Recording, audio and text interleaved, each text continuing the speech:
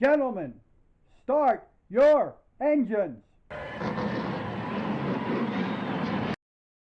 Midway through the 1988 Winston Cup Series season, a serious health scare sidelined Buddy Baker after a blood clot was discovered between his skull and his brain. Baker was involved in a crash in the Coca-Cola 600 back in May of 1988. Following that incident, he climbed from his car and collapsed. Fast forward a few months to August, and problems arose during practice for the Budweiser at the Glen. He took to the track for practice on Thursday, but quickly pulled himself from the car after experiencing a severe headache, loss of balance, and nausea. Baker, who was 11th in the Winston Cup standings at the time, pulled himself from the car for the rest of the weekend and tapped Morgan Shepherd to race the car for him. Shepherd brought the car home an impressive 7th. Baker flew back to Charlotte, North Carolina and was checked out by Dr. Jerry Petty on Monday. By Tuesday, Baker was rushed into surgery to repair the blood clot. The 90-minute surgery went very well. They couldn't ever officially pinpoint when the blood clot occurred, but all signs pointed back to that accident in the Coca-Cola 600. Petty told Baker that there was a shot he could be back behind the wheel within 2 months, but Baker had other plans and planned to be back in 3 weeks for the Southern 500. The 49-year-old driver made his return to racing in March of 1990, qualifying 22nd and finishing 21st in the Motorcraft Quality Parts 500 at Atlanta. Baker bounced around different teams over the next few seasons, finding a little bit of success, topped off by an 11th place finish in the 1992 Daytona 500. Team owner Rick Hendrick entered the 1993 Winston Cup season with 3 full-time teams: the number 5 of Ricky Rudd, the number 25 of Ken Schrader, and the new number 24 DuPont Chevrolet for rookie sensation Jeff Gordon. The number 24 of Gordon was originally planned to be the number 46, but licensing issues with the number, which was used in the movie Days of Thunder, blocked that from happening. The number couldn't be used full-time, but it legally was allowed to be used on a part-time basis. Baker had previously helped the Hendrick team with their super speedway program, so that led to them paying him back and giving him a ride for the 1993 DieHard 500 at Talladega. Driving a number 46 DuPont Chevrolet, Baker went out and put down a disappointing qualifying lap of 183.133 miles per hour, which was almost 4 miles an hour slower than the final car to make the field. That attempt at Talladega turned out to be his only try for Hendrick Motorsports. He went on to attempt 2 more Winston Cup races in 1994, failing to qualify at both Daytona and Atlanta. His career on the track ended there, but his impact could be felt through his booming voice over the next few years in the broadcast booth. A 6th-place finish in the 1992 Autolite 200 at Richmond moved 25-year-old Jeff Burton up to 8th in the Busch Grand National season standings, with just 5 races remaining on the 31-race schedule. Burton took his usual number 8 TIC Financial Oldsmobile out for qualifying the following week at Dover, only to lose control in the backstretch and leaving Burton with a damaged race car. Enter Winston Cup star Davey Allison into the picture. Allison, who drove a part-time schedule in the series, withdrew his number 28 Texaco Havoline Ford from the event. The 2 drivers worked out a deal, and Allison handed his entire ride over to Burton, since unlike Allison, he was competing for Busch Grand National Series points. Burton's team worked hard to get the car ready for the race, eventually ripping off the 2 off the side of the door so that Burton could still run his usual number 8 car, but this time it was a Ford. Unfortunately for Burton, it didn't take long for his chance at a good points day to fade away. A lap 5 accident with multiple cars saw Ed Barrier's number 22 car slide up the track right in front of Burton as the 2 made contact. Burton had some damage to the right side of his car and struggled throughout the race, coming home with an 18th place finish. He managed to not lose any spots in points and eventually finished the season 9th in the standings, thanks to Davey. Fast forward 2 years, and we saw another situation just like this, where a Winston Cup Series driver handed over his ride to ensure that a Busch driver could again gain as many points as possible. Reigning Rookie of the Year Hermie Sadler had an incredible start to the 1994 Busch Series season, finishing 12th, 3rd, and 5th over the first 3 races of the season. That was good enough to place the second-year driver second in the series standings, only behind Winston Cup Series driver Terry Labonte, who was not scheduled to drive the entire season. With Atlanta being one of the tracks that saw the entry list full of Winston Cup stars, Sadler failed to qualify for the 43-car field along with 15 other drivers who missed the show. Just like Allison did for Burton in 1992, Sterling Marlin did the same thing for Sadler. Marlin, who called Sadler the man to beat right now in the Busch Series, gave up his spot in the field in his number 4 Kodak Funsaver Chevrolet for Fred Turner and allowed Sadler to race it instead. Sadler, who called failing to qualify one of the most disappointing days of his life, rolled off 32nd from the grid before moving to the back of the field during pace laps. At the same time, Elton Sawyer did the exact same thing. Sawyer failed to qualify for the race but sat 6th in the point standings at the time, so his team cut a deal with Ron Zook in the number 82 team. They took their driver Mike Laws out of the car and put Sawyer in for the race. This is where it gets a little confusing. The only thing is that Laws crashed their primary car during practice for the event, and the team needed a backup car for Sawyer for the race.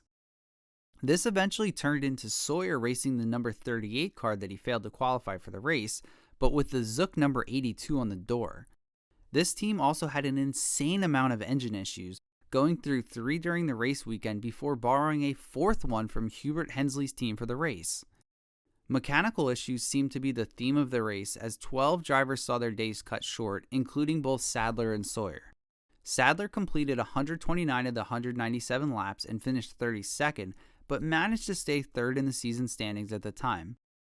Sawyer wasn't as lucky, only making it 53 laps and finishing 38th, which dropped him all the way back to 13th in the standings. Steve Park broke onto the scene in 1997 driving Dale Earnhardt's number 3 AC Delco Chevrolet in the Busch Series. An impressive season led to Park making his Winston Cup debut for Earnhardt at Watkins Glen in August of that same year. A few weeks later, Felix Sabates tabbed Park to drive the number 40 Coors Light Chevrolet at Martinsville. The usual driver of the number 40 car, Robby Gordon, was out in California running in the Kart Series event. Park qualified the car 28th for the race, which was the first on an oval of his Winston Cup career. He quickly made his way up through the field, moving all the way into the top 10, showing all the promise in the world as a future Cup Series star. I promise that we didn't choose these few instances of drivers in unique situations for this reason, but yet again, another day went up in smoke. Rubber had built up in the nose of the car, causing it to overheat, and Park brought the car to the garage just before the race even reached the halfway point. His promising run ended with a disappointing 41st place finish. Just as Park subbed for Gordon as he fulfilled his duties in another series across the country, Kenny Wallace needed the same type of help in 2001 as he filled in for an injured Park. Wallace took over the number 1 Winston Cup car for Park after he was injured in a Busch Series crash at Darlington. A few weeks later into a stint in the Cup car, Wallace had to be in Memphis for the Busch Series race at the same time that the Cup Series was practicing at Martinsville. Kerry Earnhardt, donning a Pennzoil fire suit, hopped in the car during happy hour to help make the car ready for Wallace. The twist to the entire situation was that they were calling for rain in Memphis on Saturday, so they weren't exactly sure if Wallace would even be available to race the car at Martinsville on Sunday. The same situation could be said about the number 29 car of Kevin Harvick, who was also in Memphis and facing the same potential issue. Team owner Richard Childress had Rick Mast behind the wheel of the number 29 that Harvick normally drove. Mast qualified and practiced the car and was scheduled to race the car if that race in Memphis was rained out.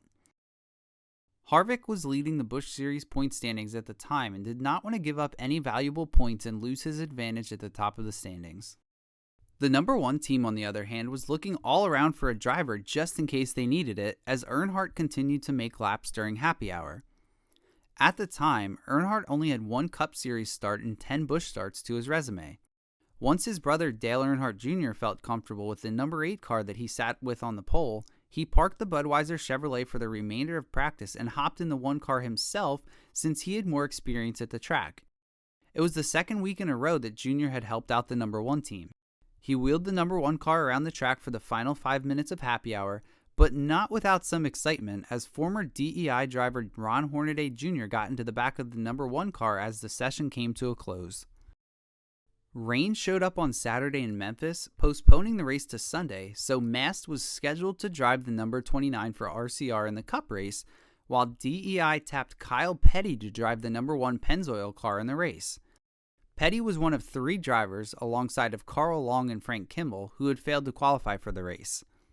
The only thing is, rain showed up in Martinsville too. The Busch Series raced under the sunshine in Memphis, completing their event as Harvick came home 3rd and Wallace finished 21st. The rain continued in Martinsville, and the race was postponed to Monday morning at 11 a.m., which allowed both Harvick and Wallace to drive their usual Cup Series cars after all. Wallace was running 12th with just around 50 laps to go when he got into Joe Nemechek, sending Nemechek around and leaving the number 1 car with some damage. At this point, all of the leaders came in for their final stop of the day, but Harvick, who was barely clinging to a top 20 run at the time, stayed out on the track and took the lead. He continued to lead until Bobby Hamilton caught the back end of the number 29 car. Hamilton seemingly had the fastest car late in the race, and he tried to get by Harvick as the final laps slowly passed by. Hamilton then used his front bumper to move Harvick out of the way, as Ricky Craven dove below both drivers as they almost entered the tight turns 3 wide. Hamilton kept up with Craven on the outside, but Harvick then paid Hamilton right back, sending him around and robbing him at his chance at victory. NASCAR put Harvick in the penalty box for 1 lap due to his rough driving, but Harvick was upset because Hamilton had moved him first. He said he should have had the right to be able to hit him back too, but NASCAR disagreed. He burned out of the pits following the penalty and returned to the track. Craven won the race, Hamilton finished 13th, Wallace 20th, and Harvick 22nd. Harvick was then interviewed after the race with a sarcastic smile on. He talked about everything that went on, throwing plenty of shade NASCAR's way in the process. Bobby Hamilton got into us a little bit, and we just kind of returned the favor, and I guess that's not what they wanted to see. So, we'll just live and breathe with their calls, and those kind of calls aren't what fills these grandstands, though. Isn't that an unwritten rule, though, between drivers? Yeah, I mean, I've watched, several guys go out there today and spin people out, and I think it might have something to do with the rookie stripe on the back of the car. But hey, it's their call, and they do what they want to do, and they didn't feel that it was right, but I didn't feel that it was right that Bobby Hamilton knocked us out of the lead the way he did, and I just, an eye for an eye, and that's the way we race.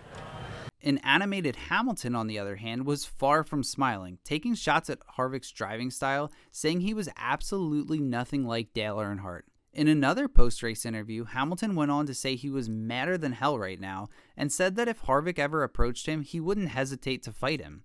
But, that's Martinsville racing, and yes, NASCAR did see what happened. They seen its momentum slow down, and that's why they done what they did. But the problem you got here is you got a young kid with a lot of talent trying to fill Dale Earnhardt's shoes and thinks he is Dale Earnhardt, and he wouldn't make a scab on Dale Earnhardt's butt right now. He just needs a little more time. Thank you for taking the time to watch this video. Make sure to click that subscribe button if you haven't already so you are the first to know when we drop a new video.